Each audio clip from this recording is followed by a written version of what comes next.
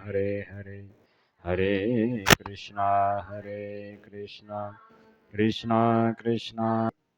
तो अगोदर चांगला होता, पण नंतर एक वाईट दृश्य पाहिलं आणि अजयमेळाचं पूर्ण जीवन बदलून गेलं. तर त्याच्यामुळं संगतीचा फार प्रभाव पडते. तर कुसंगापासून आपण वाचलं पाहिजे.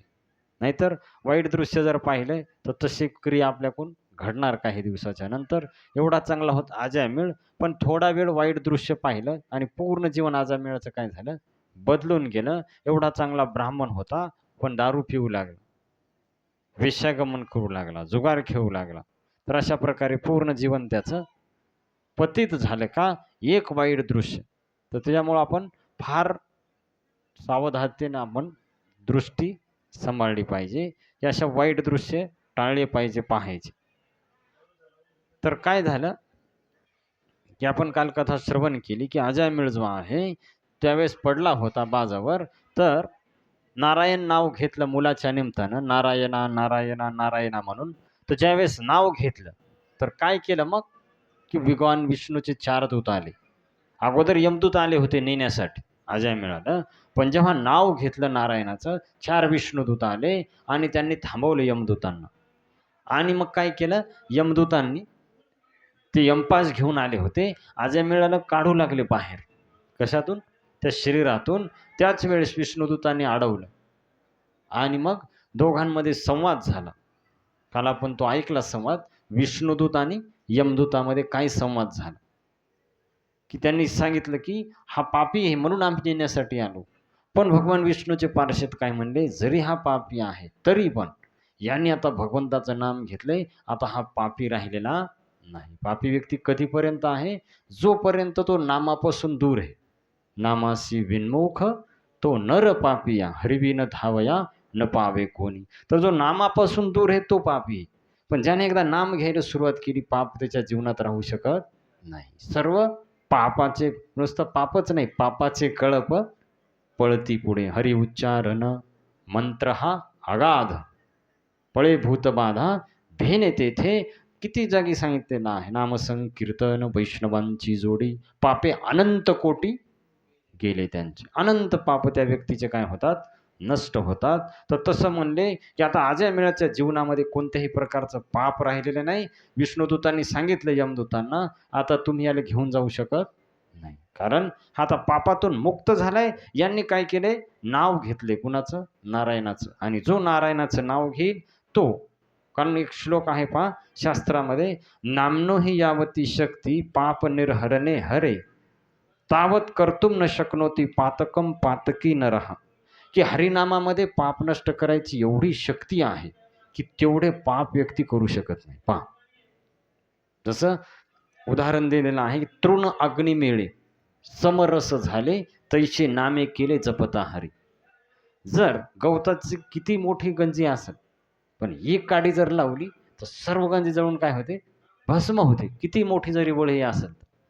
तर तसं किती पापी व्यक्ती असेल, पण जर भगवंताचं नाम घ्यायला सुरुवात केली, हरिनाम जर घेतलं, त्याचे सर्व पाप काय होतात, नष्ट होतात. हरे कृष्णा कृष्ण कृष्णा कृष्णा हरे हरे, हरे राम राम राम हरे हरे.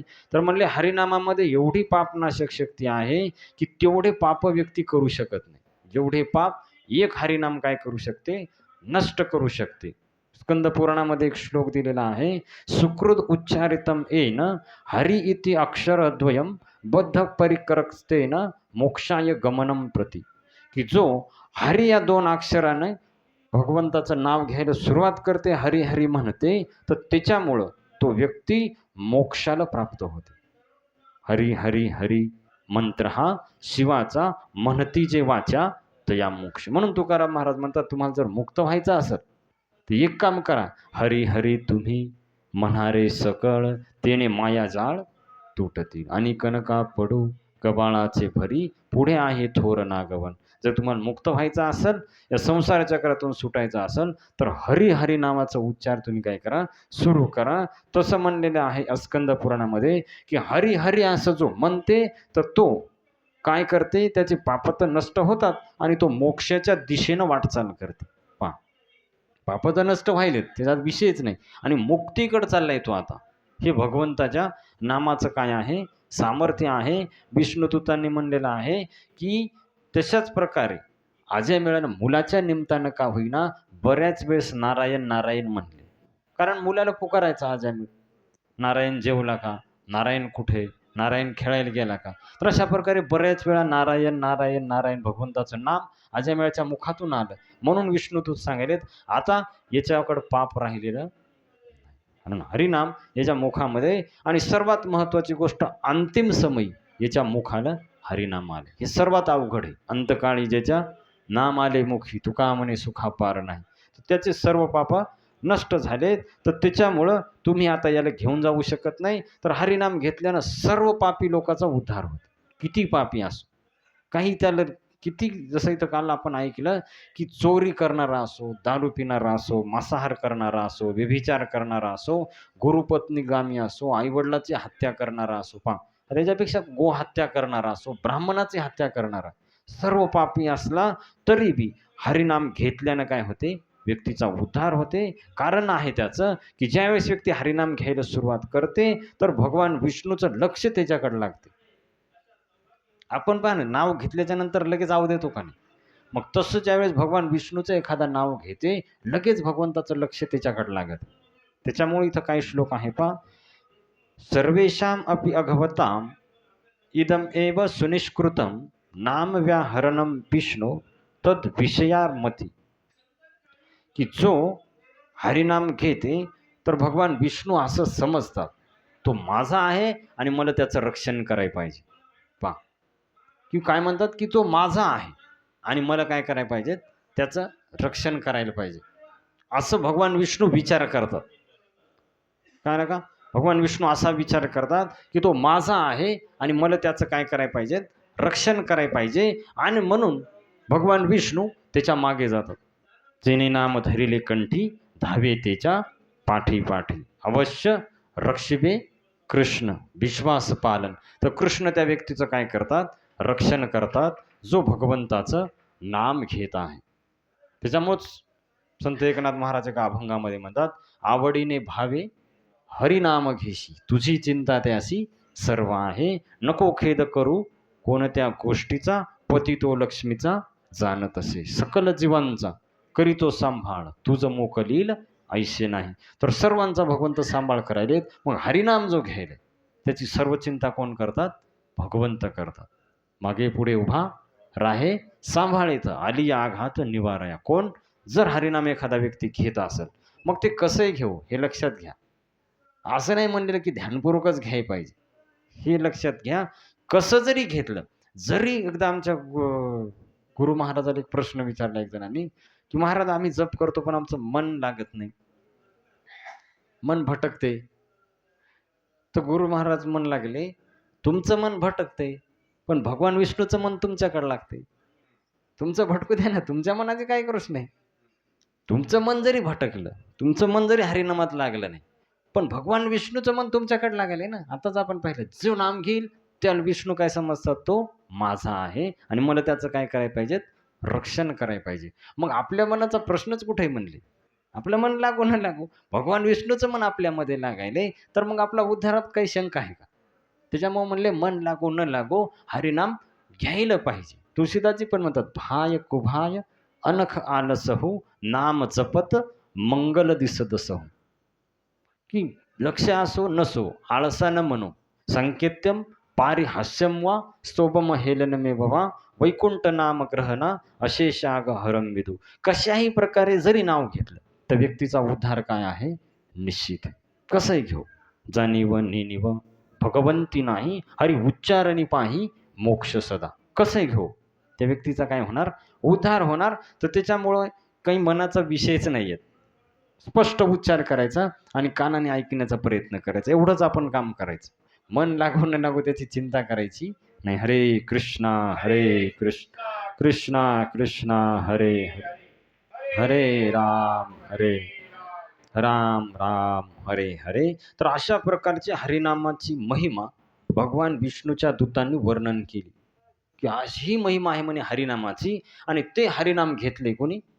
अजय मिळेल. मग हा नरकात जाणारच नाही ना. एवढं ज्याने हरिनाम घेतलंय तो व्यक्ती नरकात कसा जाईल? कारण म्हणले हरिनामानं सर्व पाप नष्ट होतात. जो कोणी हरिनाम घेते तर त्याच्यानंतर जसं एखाद्या व्यक्ती काय करते, की पडताना हरिनाम घेते. पडताना एखाद्या वेळेस मुखाला हरिनाम येते किंवा एखाद्या वेळेस शरीराला काही दुखापत होते, त्यावेळेस त्याला हरिनाम येते किंवा एखादा साप डसते, त्रास होते, हरिनाम घेते.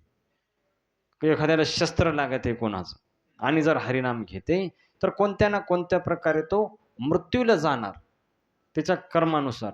पण जर त्यानं हरिनाम घेतलं त्या टायमाला तर तो नरकात जाणार नाही. तो कोणी असो, हरिनाम घेतल्याच्या नंतर तो नरकामध्ये जाणार नाही म्हणले. आणि मग अजय मिळाल्यानंतर किती वेळा नारायण नाव घेतले? किती वेळा झाला असेल त्याचा विचार करा. मुलाचं नाव जेव्हा लहान होता तो नारायण, एकदम छोटा होता नाव ठेवलं, तेव्हापासून आता किती 9-10 वर्षाचा झाला असेल नारायण. खेळायला गेला म्हणजे मोठाच असेल. तर तेवढ्या दिवस नारायण नाव घेतलं ना अजय मिळालं, कोणतं पाप राहिले? सर्व पाप अजय मिळाचे म्हणले नष्ट झाले. कारण हरिनामाने गुरुनामचे लघुनामचे गुरुनीचे लघुनीचे प्रायश्चित्तानी पापानाम ज्ञात्वक्तानी महर्षेवी. तर लहान पाप असो नाही तर मोठाले पाप असो, सर्व पाप हरिनामान काय होतात? नष्ट होतात. त्याच्यामुळं याच्या जीवनामध्ये आता कोणत्याच प्रकारचं पाप राहिलेलं नाही. म्हणून आता तुम्ही याला नरकात घेऊन जाऊ शकत नाही. सांगायलेत कोण? विष्णुदूत, यमदूत आला. आणि हे अजमेळ ऐकायला लक्षात येईल दोघांचं प्रवचन. अजमेळ झोपून ऐकायला, तो काही मेला नाही ना आणखी, फक्त त्याचं आत्मा बाहेर काढालेत. पण तो जेव्हा आत्मा पूर्ण बाहेर काढाल तेव्हा मृत्यू होणार. आणखीन अजमेळचे 12 वर्ष शिल्लक आहेत, 88 वर्ष झालेत. तर त्याच्यामुळं तो ध्यानपूर्वक ऐकायला दोघांचा संवाद. आणि अशा प्रकारे काय झालं, शुकदेव गोस्वामी म्हणतात की तो दिव्य संवाद ऐकला कुणी? अजय मिळानं. हरिनामाची एवढी महिमा ऐकली की कशाही प्रकारे नाम घेतलं तर जर उद्धार व्हायला. आणि अजय मिळालं कळालं की नारायण नामामध्ये काय शक्ती आहे. प्रत्यक्ष पुरावा त्यांनी पाहिला ना. आता याला काय पुराव्याची गरज आहे का? प्रत्यक्ष दिसलं डोळ्यानं नारायण नामाची काय महिमा. तर त्याच्यामुळे शुकदेव गोस्वामी म्हणतात की अशा प्रकारे विष्णुदूतांनी सांगितलं की आता जर तुम्ही हात लावला अजय मिळाल तर आमच्या हातामध्ये जी गदा दिसायली या गदेनंच तुमची आता वरात काढ. लवकर पळून जा म्हणले इथून आणि परत कधीच नारायण नाम घेणाऱ्याच्या जवळ यायचं नाही, कारण आम्ही स्वतः रक्षण करणार त्यांचं. भगवान विष्णूच्या दूतांनी गदा उचलली आणि म्हणले की लगेच ते यमपास टाकून द्या.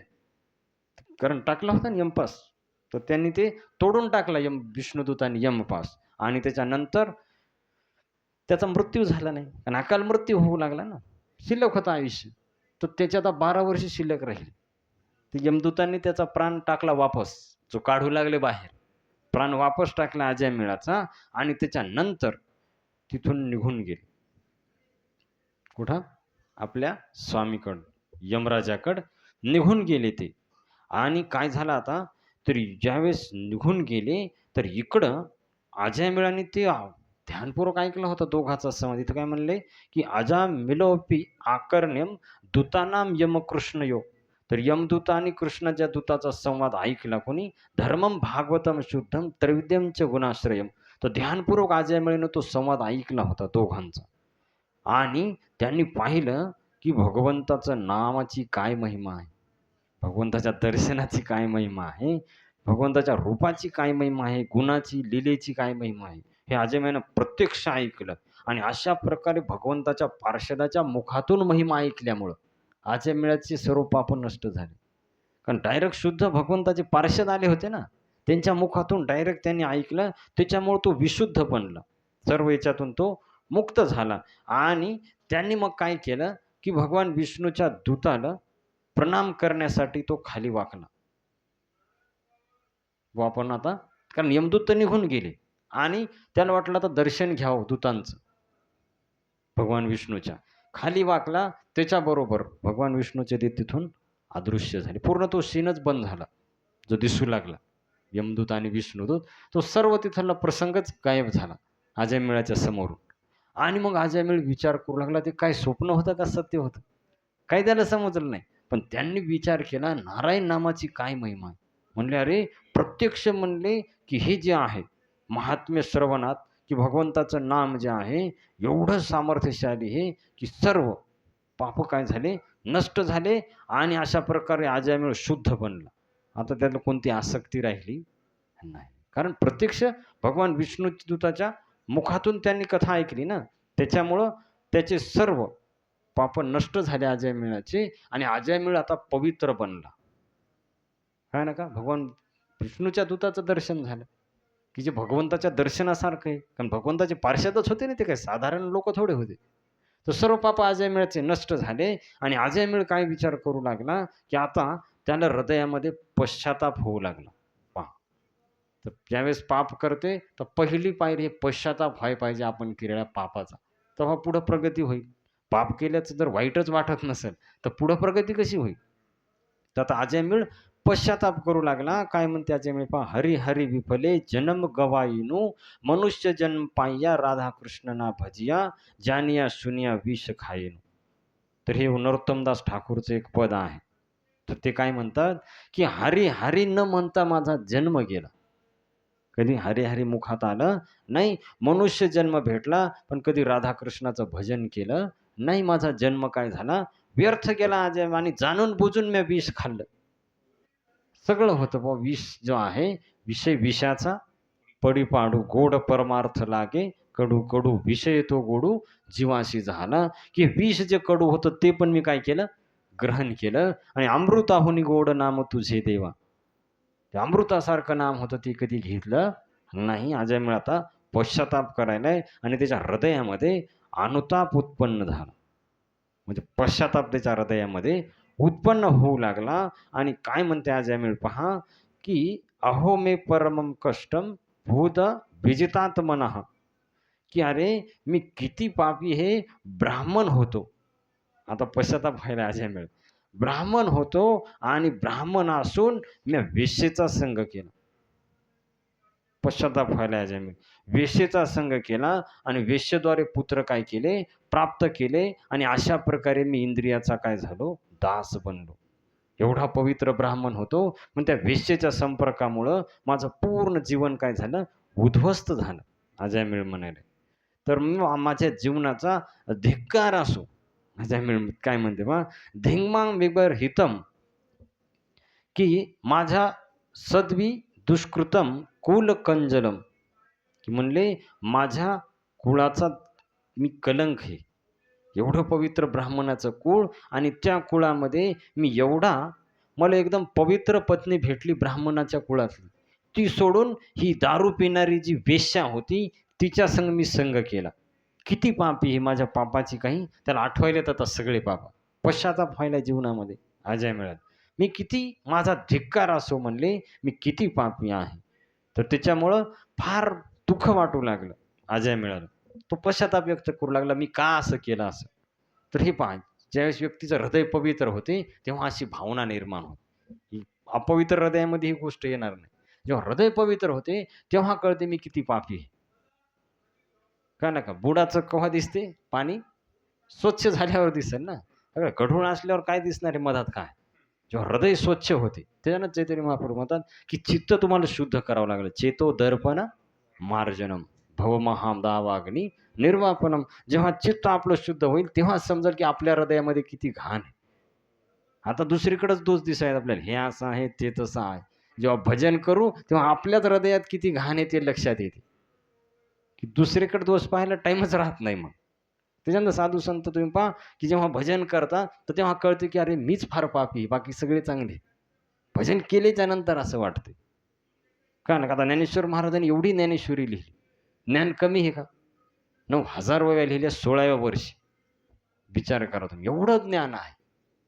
पण काय म्हणतात ज्ञानेश्वर महाराज, "एरवी तरी मी मूर्खू, झाला असे अविवेकू, परी संत कृपा दीपकू स्वजडू असे." मी मूर्ख आहे म्हणले. ज्ञानेश्वरी लिहिणारा काय म्हणालाय, ही आहे.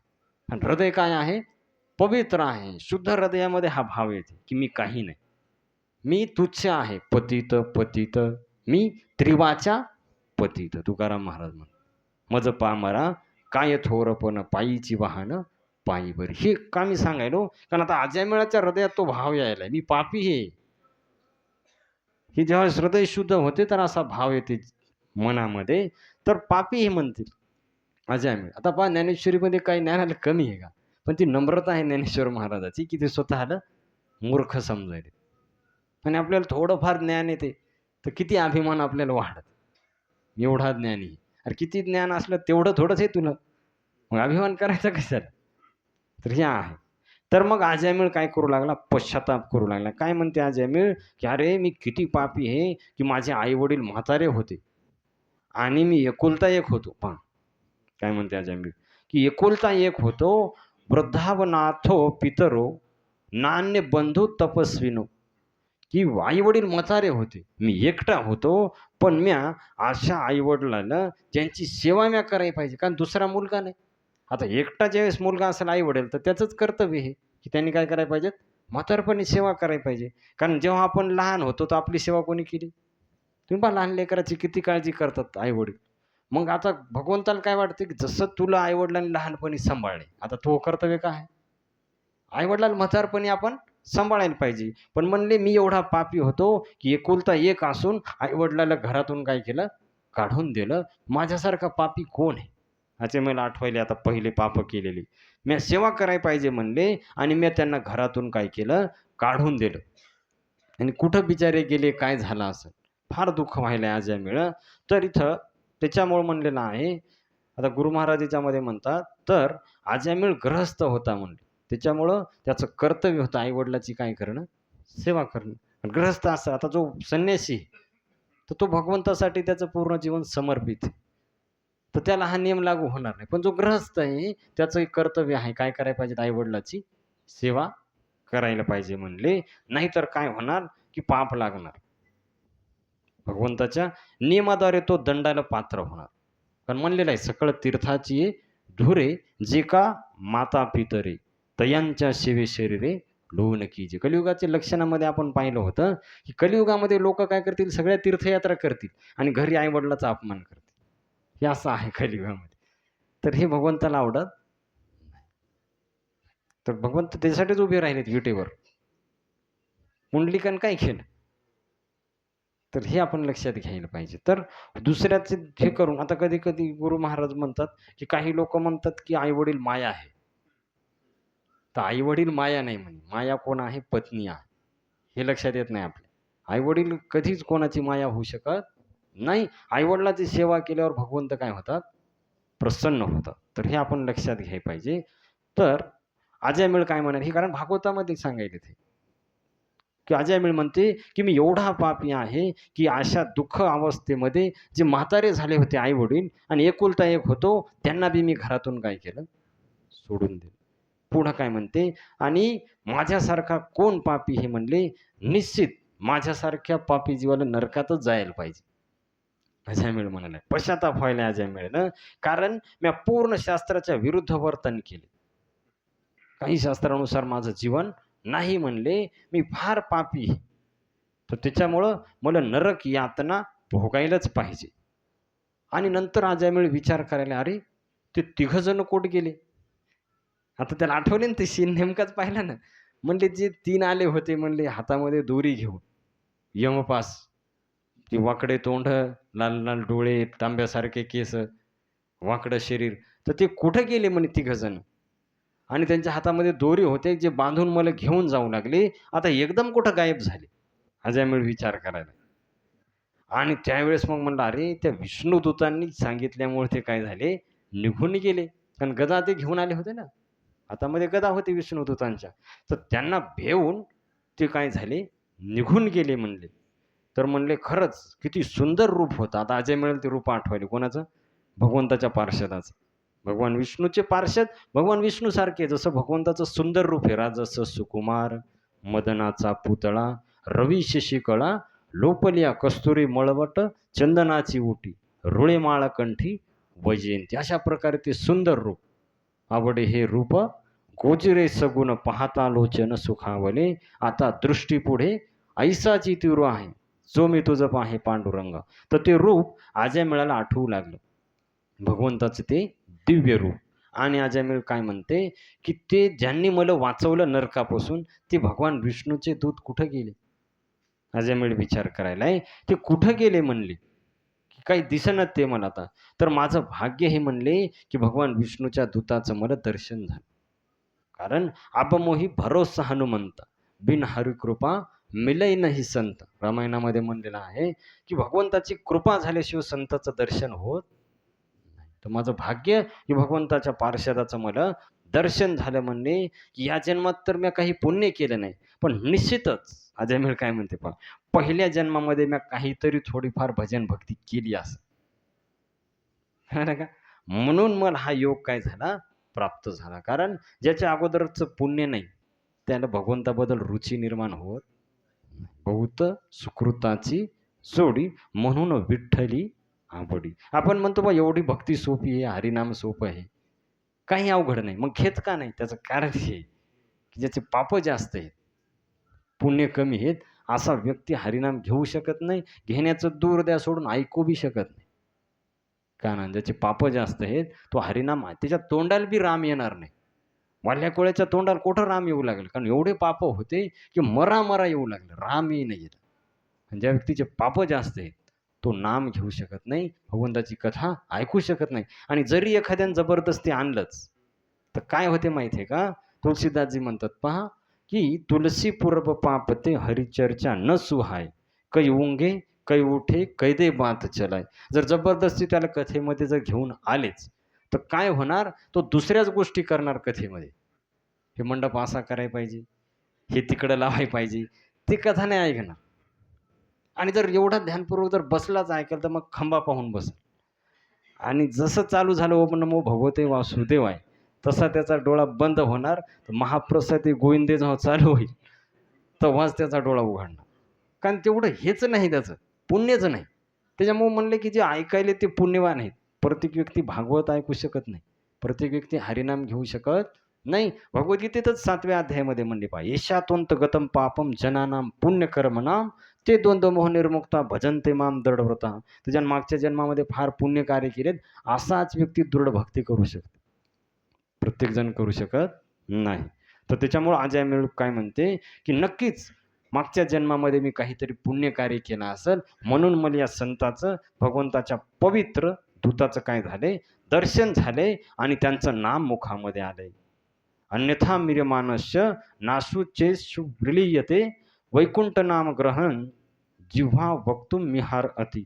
तर मी या पूर्वजन्मामध्ये काहीतरी भक्ती केली असेल, म्हणून मला भगवान विष्णूचं नारायण नाव माझ्या मुखाला आलं म्हणले. अशा प्रकारे मी एवढा पापी होतो, वेश्येचा संग करू लागलो.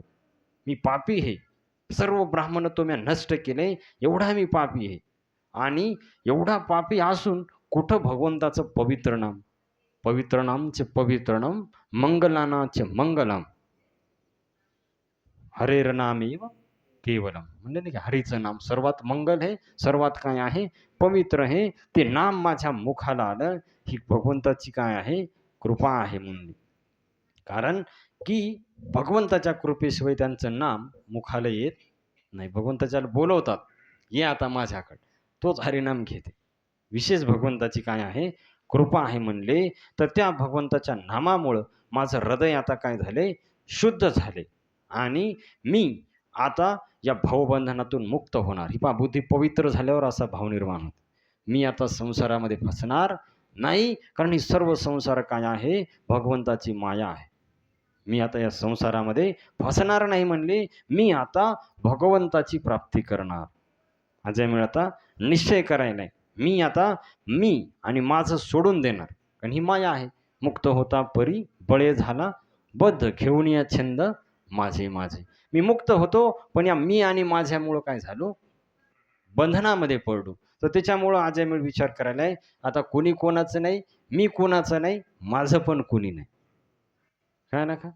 हे कळालं अजय मिळत. स्वामी राम सुखदासजी म्हणतात पहा, की मैं केवल भगवान का अंश हूँ और केवल भगवान ही मेरे अपने हैं.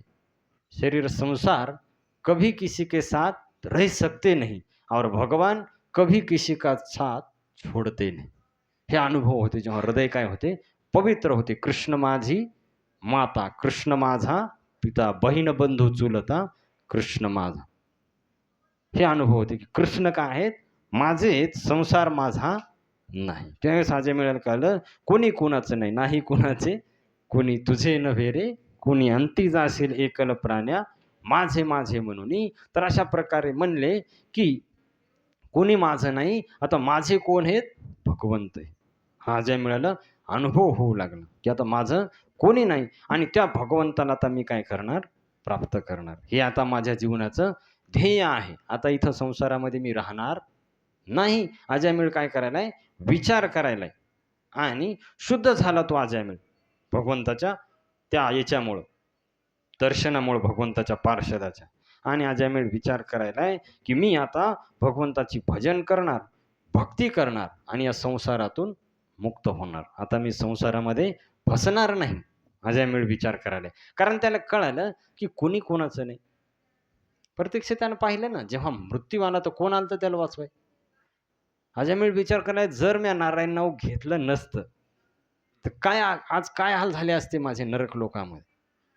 मुलाच्या निमित्तानं नारायण नाव आलं, त्याच्यामुळं हे एवढं मला फळ प्राप्त झालं. तर थोड्या वेळाच्या संगामुळं काय म्हणले की इति जातु सुनिर्वेद क्षण संगेन साधूषु. ती काही क्षणासाठी मला साधूचा संघ भगवान विष्णूच्या पार्षदाचं काय झालं, दर्शन झालं आणि एवढा लाभ मला प्राप्त झाला नारायण नामामुळं. त्याच्यामुळं मी आता कुठं फसणार नाही, सर्व सोडून आता काय करणार, भजन करणार. असा अजामिळ विचार करू लागला. जेव्हा हृदय पवित्र होते तेव्हा असा विचार व्यक्ती करते.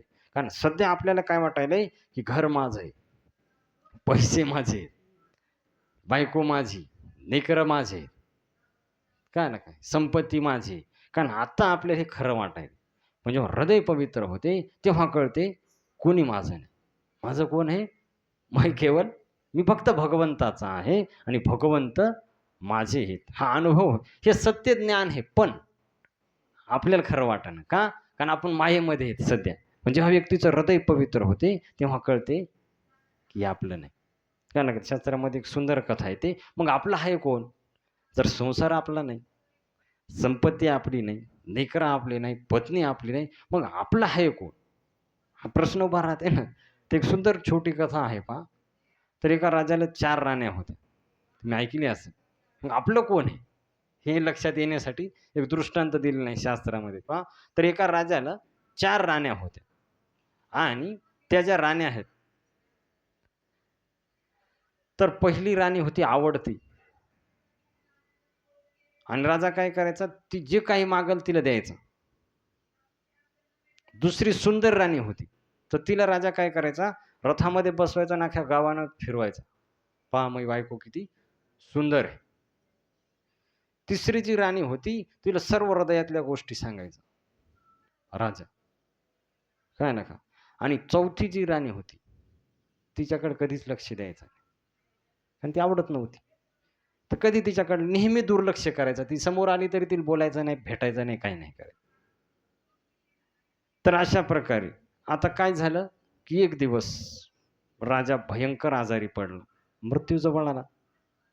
भयंकर आजारी पडला आणि वैद्यानं सांगितलं आता तू काही वेळाचा सोबती आहे, आता तुझा काय होणार, मृत्यू होणार. तर ज्यावेळेस असं सांगितलं तर राजा फार घाबरला. त्याला वाटलं आता आपला मृत्यू होणार, मग आता आपल्या संग कोण येईल. तर आता सर्वात जी आवडती राणी होती तिला बोलवलं सुरुवातीला. त्याला वाटलं ही आपल्या संग येईल, कारण एवढी आवडती, आपण तिला जे म्हणलं ते देतो सगळ्या गोष्टी.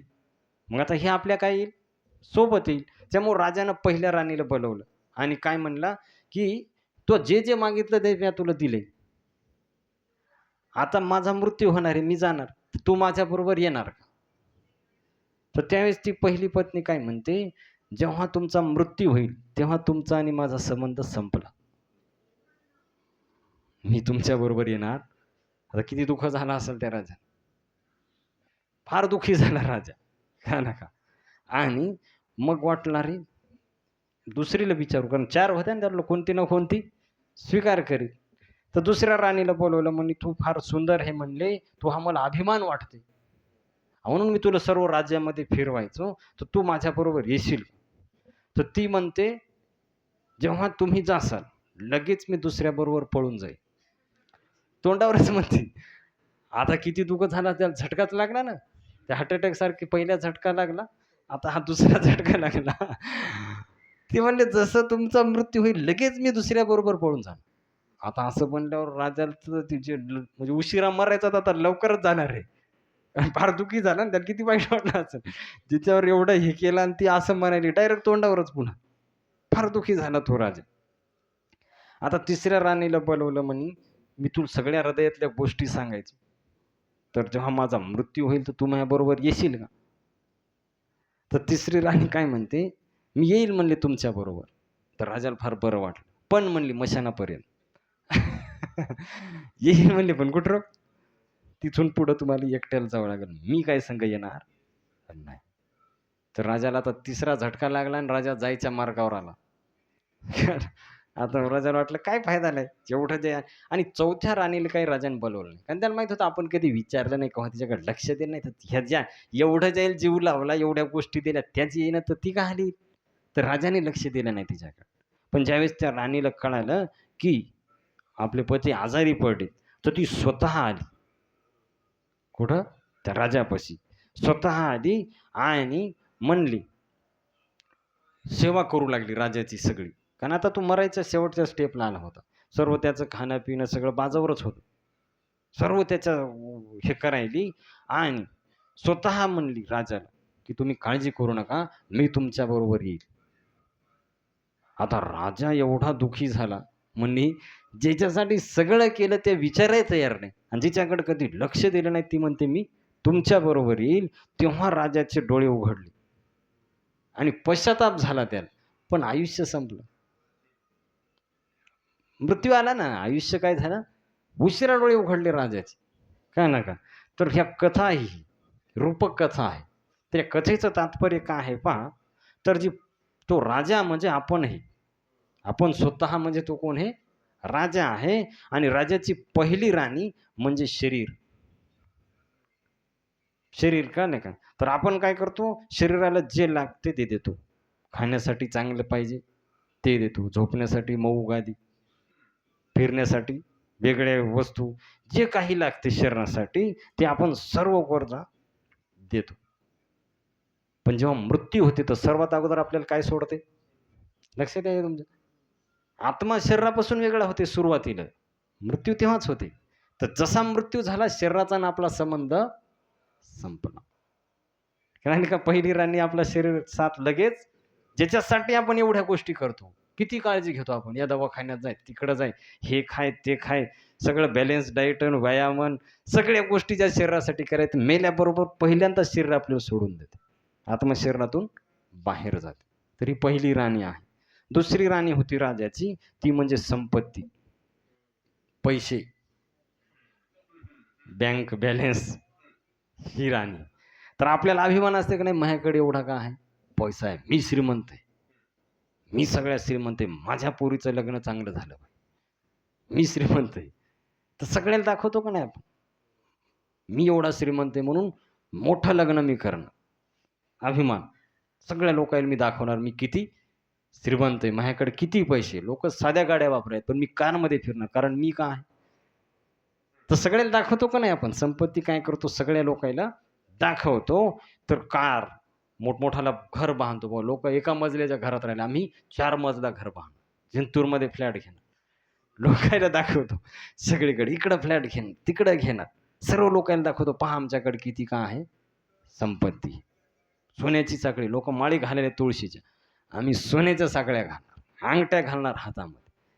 लोकांना दाखवणार. कळलं का? कळलं ना? की हे पैसे आपण काय करतो सगळ्या लोकांना दाखवतो की मी किती काय आहे श्रीमंत आहे. तर हे आपण दाखवतो आणि जेव्हा मृत्यू होते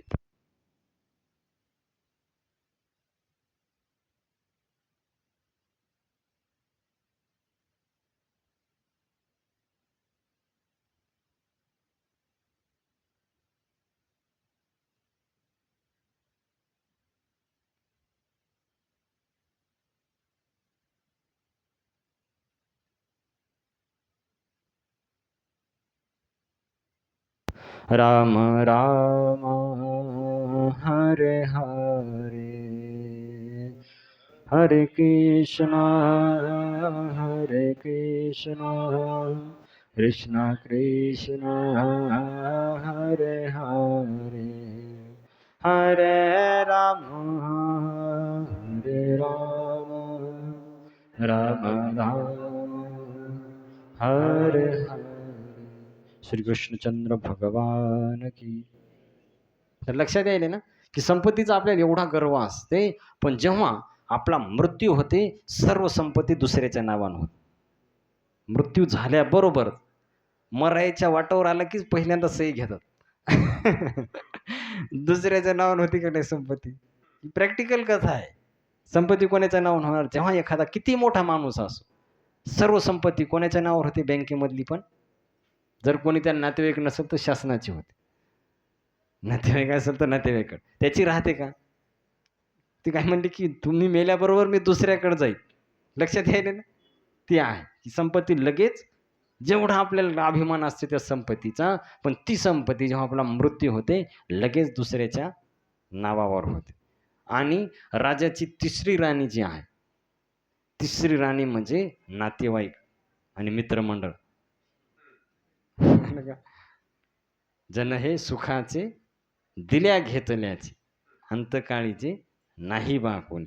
तर काय म्हणतात की जेव्हा हे नातेवाईकाला आपण सगळ्या गोष्टी सांगतो का नाही, मुद्दाम घरी बोलून बाबा तुम्ही आमचे जवळचे म्हणून तुम्हाला कोणाला मी सांगत नाही, पण तुम्ही आमच्या जवळचे म्हणून तुम्हाला आमची खरी परिस्थिती सगळ्या हृदयातल्या गोष्टी आपण नातेवाईकाला काय करतो सांगतो का नका. आणि जेव्हा आपला मृत्यू होते तर नातेवाईक कुठं येतात, मशानं पाणी पाजतात आणि वाटा लावतात. नंतर झालेत तिथून पुढं कोणी येत नाही. काय ना का की जेव्हा आपला मृत्यू होते नातेवाईक तिथंच राहतात, तिथून पुढं कोणी येत नाही. हे लक्षात यायले का नाही. केवढा आपण नातेवाईकाला सगळ्या गोष्टी सांगतो का नाही, मुद्दाम बोलवतो आपण, तिथं जातो नाही तर त्यांना बोलवतो, सगळ्या गोष्टी आपली परिस्थिती त्यांना समजून सांगतो. पण जेव्हा मृत्यू होते आपला तर फक्त मशाना लोक येतात, तिथून पुढं कोणी येत नाही. आणि जेव्हा आग पेटवल्या जाते, मड ज्यावेळेस जडायला सुरुवात होते, सगळे आपापल्या घरी निघून जातात, तिथं कोणी थांबत नाही. आणि मग राजाची चौथी राणी आहे ती म्हणजे भगवंत. चौथी राणी कोण आहे, भगवंत. परमात्मा रूपामध्ये सर्वशिचाहम हृदयशी निविष्टो. प्रत्येकाच्या हृदयामध्ये भगवंत आहे. तैसा हृदयामध्ये मी राम, असता सर्व सुखाचा आराम. की भ्रांताशी काम विषयावरी. प्रत्येकाच्या हृदयामध्ये राम आहेत, भगवंत आहेत, पण त्यांच्याकडे आपण लक्ष देतो का कधी नाही. ना का आपण भगवंताकडे कधीच लक्ष देत, नेहमी दुर्लक्ष करतो. जरी एखाद्या कथेमध्ये सांगितलं किंवा एखाद्या साधूनं सांगितलं की बाबा थोडा वेळ नाम घ्या, थोडं लक्ष द्या, आपण म्हणतो आमच्याकडे वेळ, लक्ष देत नाही आपण भगवंताकडे. कथा ऐकायला एक दिवस तरी आम्हाला वेळ, दुर्लक्ष करतो का नाही नेहमी आपण भगवंताकडे. चला वृंदावनला, नाही आम्हाला हे काम आहेत, आमचं काही येणं होणार नाही. नेहमी आपण गीता वाचा 1-2 श्लोक तरी, आम्हाला टाईम नाही. नेहमी आपण भगवंताकडे काय करतो, दुर्लक्ष करतो. पण तेच भगवंत आपल्या बरोबर येतात, हे आपण लक्षात घेत नाही. तर त्या राजाला जसा पश्चाताप होते तसा आपल्याला पण होते. पण केव्हा होते, तुकाराम महाराज म्हणतात, कळो येईल अंतकाळी प्राण प्रया नाचे वेळी राहते निराळी रांडा पोरे सकळ. तरी अंतकाळी लक्षात येते की आपल्या बरोबर आता कोणी जाणार नाही.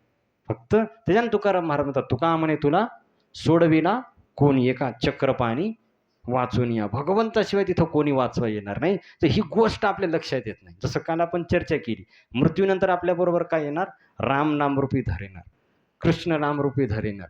पण राधा नाम आपण म्हणतो ना, परमधन राधा नाम आधार.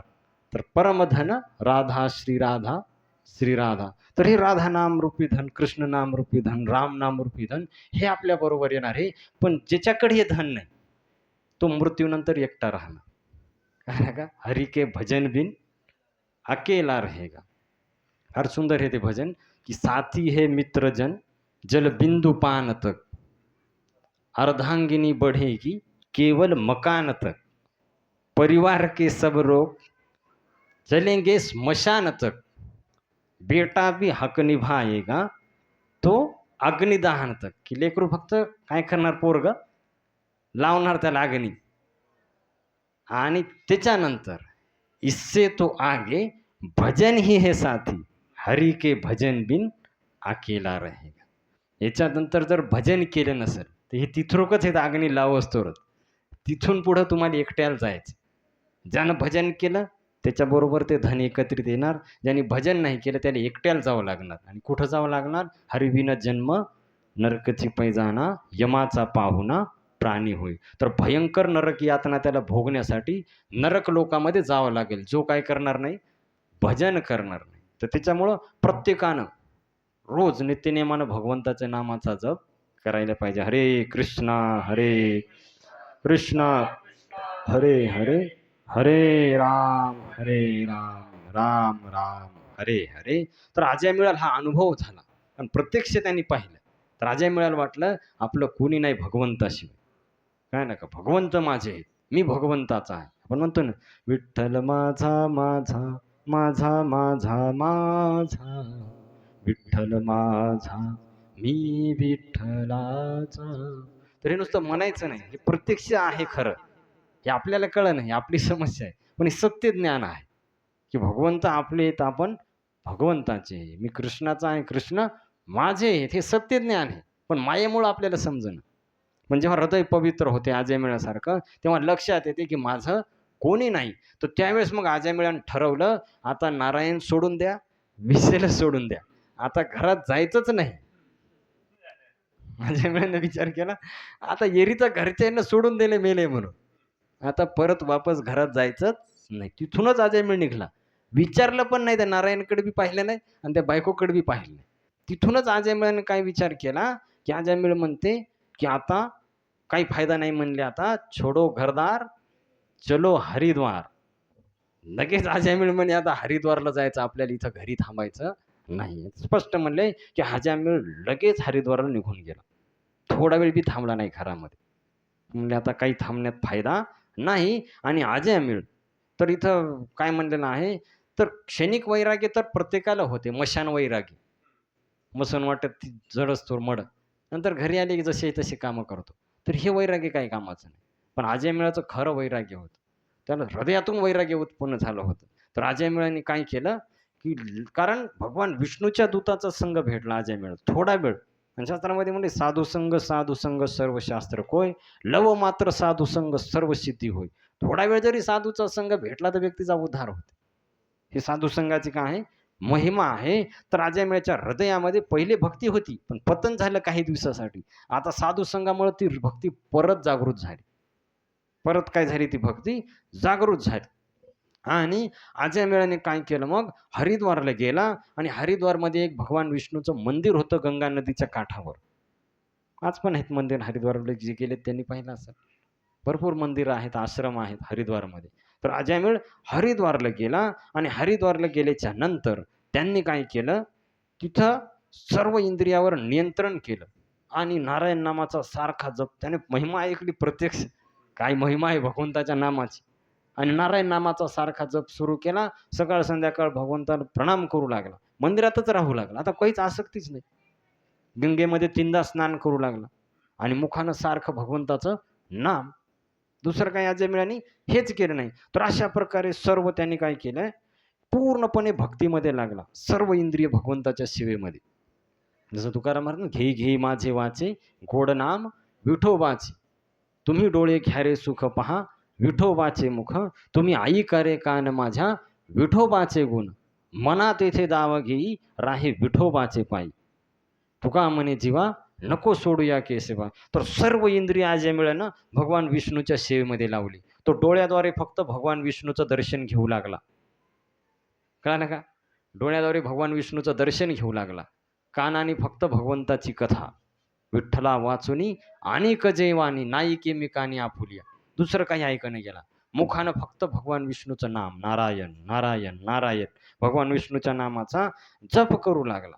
आणि गंगेमध्ये शरीरानं स्नान करू लागला. या शरीराद्वारे भगवान विष्णूला दंडवत करू लागला, दर्शन घेऊ लागला. तर अशा प्रकारे पूर्ण त्याचा दिवस भगवंताच्या भजनामध्ये जाऊ लागला. आणि अशा प्रकारे 12 वर्ष भजन केलं अजयमेळाने. किती? हरिद्वारला जाऊन. तर 12 वर्ष ज्यावेळेस भजन केलं, त्यावेळेस जे पहिले 4 विष्णुदूत त्याला दिसले होते, तेच विष्णुदूत विमान घेऊन आले अजयमेळाला नेण्यासाठी. आता आयुष्य पूर्ण झालं. तो अकाल मृत्यू होऊ लागला. 12 वर्ष शिल्लक होते अजयमेळाचे. भगवंताचं नाव घेतल्यामुळं अकाल मृत्यू पोस्टपोन झाला. मृत्यू झाला नाही. आणि मग 12 वर्ष अजयमेळाने काय केलं? भजन केलं. तर ते 4 दिव्य पार्षद विमान घेऊन आले अजयमेळाला नेण्यासाठी हरिद्वारला. जसं तुकाराम महाराज गेले का नाही वैकुंठाला, प्रयाण काळे देवी विमान पाठविले. तशाच प्रकारे अजयमेळाला नेण्यासाठी ते 4 भगवान विष्णूचे दूत आले आणि ते विमान घेऊन आले. तर ज्यावेळेस ते दिव्य विमान पाहिलं अजयमेळा आणि ते भगवंताचे पार्षद पाहिले 4 विष्णुदूत, तर अजयमेळाने त्यांना प्रणाम केला. प्रणाम केला, साष्टांग दंडवत. वांछा कल्पतरुभ्यश्च कृपा सिंधुभ्यैव च पतितानां पावनेभ्यो वैष्णवेभ्यो नमो नमः. आणि अजयमेळाने काय केलं? प्रणाम केला. त्याच्यानंतर गंगेमध्ये स्नान केलं आणि तिथंच आपलं शरीर सोडून दिलं आणि भगवंतासारखं दिव्य शरीर प्राप्त झालं.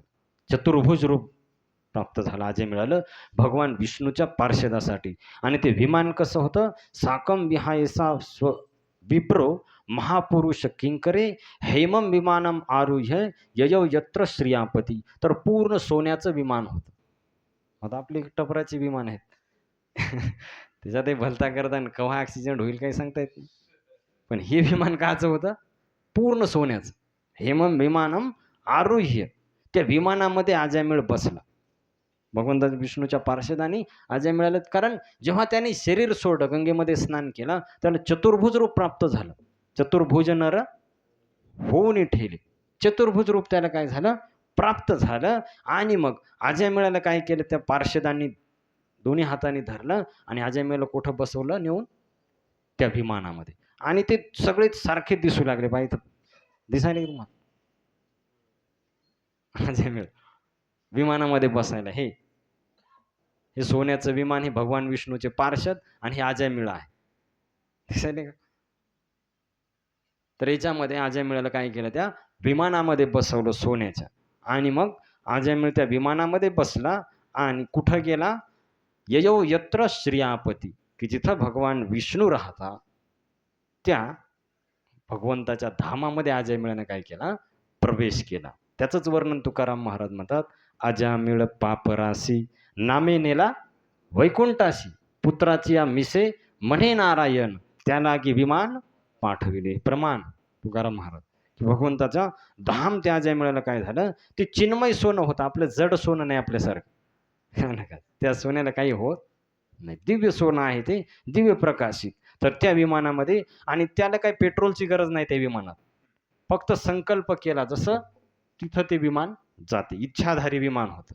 आणि त्या विमानामध्ये बसून अजयमेळ भगवंताच्या परमधामाला निघून गेला. हरे कृष्णा हरे कृष्णा कृष्णा हरे हरे, हरे राम राम राम हरे हरे. तर इथं शुकदेव गोस्वामी म्हणतात, तर विचार करा म्हणले की जो अजयमेळ एवढा पापी होता की त्याने वेश्येचा संग केला, चोऱ्या केल्या, दारू पिली आणि किती वाईट कृत्य केले, आणि त्याला नेण्यासाठी यमदूत पण आले. असा पण अजयमेळ मुलाच्या निमित्तानं नारायण म्हणला, तर त्याला वैकुंठ प्राप्त झाले. शुकदेव गोस्वामी काय म्हणत की मुलाच्या निमित्तानं नारायण म्हणला, त्याला वैकुंठ धाम प्राप्त झालं आणि तो नरकापासून वाचला. तर मग जो कळलं का? मुलाच्या निमित्तानं नारायण म्हणून जर वैकुंठ प्राप्त होता असेल, तर मग जो श्रद्धेनं भगवंताचं नाव घेईल, भक्तीनं नाव घेईल, त्याला वैकुंठ का भेटणार नाही? लक्षात येईल काय म्हणाले सुखदेव गोस्वामी? तर जो नित्यनेमान माळेवर जप करील, भगवान विष्णूला प्रणाम करील, वृंदावन पंढरपूरची यातना करील, रोज भगवान विष्णूचं दर्शन घेईल, कृष्णाचं दर्शन घेईल, तर त्याला वैकुंठ का प्राप्त होणार नाही? लक्षात आहे ना सिद्धांत? तर त्यांचं म्हणण्याचं तात्पर्य की त्यांना सहज प्राप्त होते. न लगती सायास जाणे वनांतरा, सुखे येतो घरा नारायण. पण केव्हा? रामकृष्ण हरी विठ्ठल केशवा, मंत्र हा जपावा सर्व काळ. जर आपण नाव घेतलं तर मग आपण पण भगवंताचं धाम काय करू शकतो? प्राप्त करू शकतो. आणि हे काही अवघड नाही. तैसे नव्हे नाम सर्व मार्गा वरिष्ठ, इथे काही कष्ट न लागती. तुका म्हणे सोपे आहे सर्वाहुनी, शहाणा तो धनी घेतो येते. पण हे प्रत्येक जण घेणार? जो शहाणा आहे, अति शहाणा आणि दीड शहाणा नाही. खरंच जो शहाणा आहे, कळलं का, बुद्धिमान आहे, तो काय करील? भगवंताचं नाव घेईल आणि या जन्मामध्ये भगवंताचं धाम प्राप्त करील आणि या जन्म मृत्यूचं चक्र त्याचं बंद होईल. परत परत जन्म आणि परत परत मरण, लय दुःख याच्यामध्ये आपल्या लक्षात येईन. आता एकाच शरीरामध्ये किती दुःख आहे विचार करा तुम्ही. या माणसाच्या शरीरामध्येच टोंगळे दुखतात, डोळ्याने दिसत नाही, दात पडतात, कानानं ऐकू येत नाही, सर्दी झाली तर राहत नाही, कंबर दुखत आहे, एवढा त्रास इथंच आहे. सगळे दवाखाने तरी राहील. आणि कुत्र कोण्या दवाखान्यात जाईल? जेव्हा तुम्ही कुत्र्याच्या जन्माला जाणार, भजन नाही केल्यावर जाणार, तरीच जन्मा व्हावे यावे दास विठोबाचे व्हावे, नाही तरी काय थोडी श्वान सुकरे बापोडी. दुःख संपणार आहे का? कोण्या दवाखान्यात जाईल का? कोणता बेल्ट लावल कुत्र कंबर दुखायल्यावर? काय नका. डुकर कोण्या आयसीयू मध्ये जाईल? कोण्या याच्यात ऍडमिट होईल ते? त्यांना त्रास भोगावा, त्यांना होत नाही का त्रास? होते त्यांना बी, पण काही इलाज नाही. मग जास्त त्रास वाढणार. असं समजू नका की शरीर सोडलं म्हणजे आम्ही मुक्त झालो. मुक्त होणार जवरक भगवंताचं धाम प्राप्त होत नाही, मुक्ती प्राप्त होत नाही. जसं तुकाराम महाराज म्हणले जातानी, आम्ही आता मुक्त व्हायलो, आम्ही जातो आमच्या गावा, आमचा राम राम घ्यावा, तुमची आमची हेची भेटी येथून या जन्मत. आणि मग म्हणले, काही लोक म्हणले, महाराज आम्हाला बी यायचंय वैकुंठात. तुकाराम महाराजांना म्हणले, आम्हाला म्हणजे तुम्हाला यायचं ते एक उपाय सांगतो. येता निज धामी कोणी, विठ्ठल विठ्ठल बोलावानी, रामकृष्ण मुखी बोला, तुका जातो वैकुंठाला. हे अंतिम शब्द तुकार. तुम्हाला यायचं असेल तर तुम्ही भगवंताचं नाम घ्या. असं येता येणार नाही, कारण तर विमानात बसायला तिकीट काढावं लागेल ना. विमान तुमच्या समोर चाललंय, पण तिकीट नसल्यावर हाकलून देणार तिथून, तुम्हाला एंट्री भेटणार नाही. तर तिकीट हे भगवंताचं नाम. तर तुम्ही नाम जर घेतलं तर मग तुम्हाला विमानात बसता येईल. त्याच्यामुळे म्हणले, जाना आहे भगवत धाम, तिकीट है हरिनाम. हरे कृष्णा कृष्णा कृष्णा हरे हरे, हरे राम राम राम हरे हरे. तर अशा प्रकारे म्हणले आज्या मिळानं भगवंताचं धाम प्राप्त केलं. तर आज्या मिळालं, भगवंताचं धाम प्राप्त झालं फक्त नारायण नाव मुलाच्या निमित्ताने घेऊन. तर जे प्रेमानं नारायण नाम घेतील त्यांना निश्चितच भगवंताचं धाम काय होईल? प्राप्त होईल. आणि सुखदेव गोस्वामी म्हणतात, जे लोक ही कथा ऐकतील आज्या मेळाची, जी आता आपण ऐकली 2-3 दिवस झाले, तर ते व्यक्ती पण नरकात जाणार नाही. पहा किती महिमा आहे कथेची. कारण हरिनाम एवढं त्यांनी ऐकल्यावर कायला नरकात जाते? हरिनाम काय करते? नरकाचं तिकीट कॅन्सल करते. ते नरकात जाणार नका जाऊ तया गावा, नाम धारकाच्या शिवा. तर तिथं जाणारच नाही. तर त्याच्यामुळं ही कथा ध्यानपूर्वक जे ऐकतील म्हणले, ते पण नरकामध्ये जाणार नाही. अशी या कथेची काय आहे? दिव्य महिमा आहे.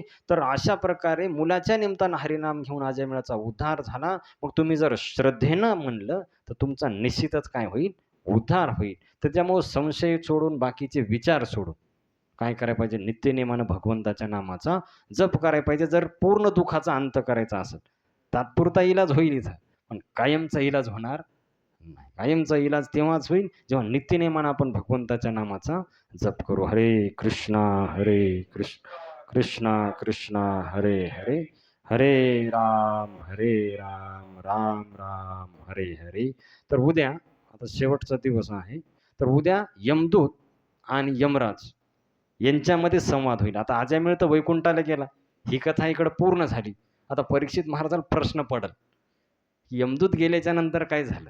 तर ती कथा उद्या आपण आता श्रवण करू. श्रीकृष्णचंद्र भगवान की, श्रीमद भागवत महापुराण की, श्री वृंदावन धाम की, शील प्रभुपाद की, निताई गौर प्रेमानंदे. जय जय श्री राधेशा, जय जय श्री राधेशा, जय जय श्री राधेशा.